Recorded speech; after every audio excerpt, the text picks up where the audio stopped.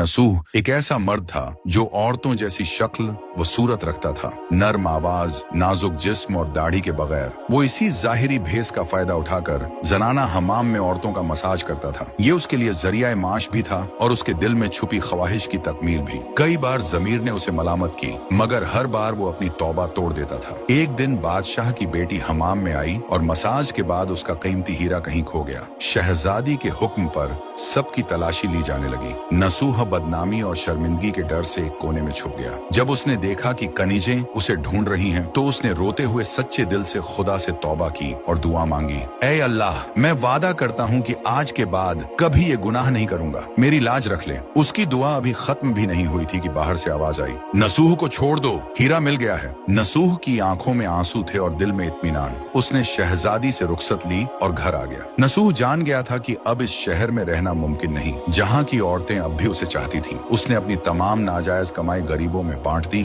और शहर छोड़कर एक वीरान पहाड़ी पर चला गया। वहाँ वो अल्लाह की इबादत में मशगूल हो गया। एक दिन उसे एक भैंस नजर आई जो घास चर रही थी। उसने सोचा कि ये किसी चरवाहे की होगी और जब तक उसका मालिक न आए वो इसकी देखभाल करेगा। कुछ दिन बाद एक तिजारती काफिला रास्ता भूलकर वहाँ पहुंचा। प्यास की शिद्दत से निढाल ताजिरों को नसूह ने अपनी भैंस का दूध पिलाया और सबको सैराब कर दिया। नसूह के अच्छे अखलाकन से मुतासिर होकर ताजिरों ने जाते हुए उसे बहुत सारा माल बतौर तोहफा दिया। नसूह ने इन पैसों से वहाँ एक कुआं खुदवा दिया। आहिस्ता आहिस्ता उस कुएं के इर्द गिर्द लोग बसने लगे और इमारतें बनने लगी।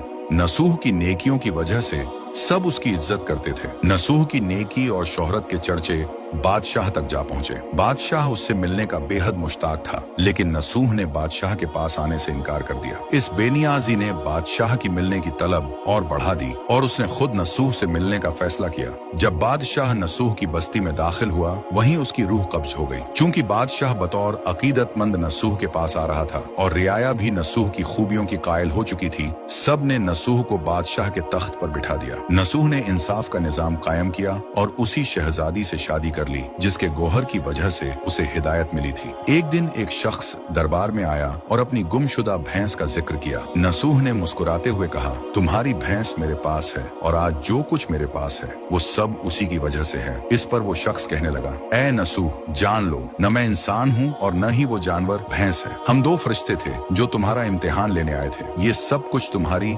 सच्ची तौबा का नतीजा है। ये कहकर वो दोनों फरिश्ते नजरों से गायब हो गए। इसी वजह से सच्चे दिल से की गई तौबा को तौबा नसूह कहते हैं।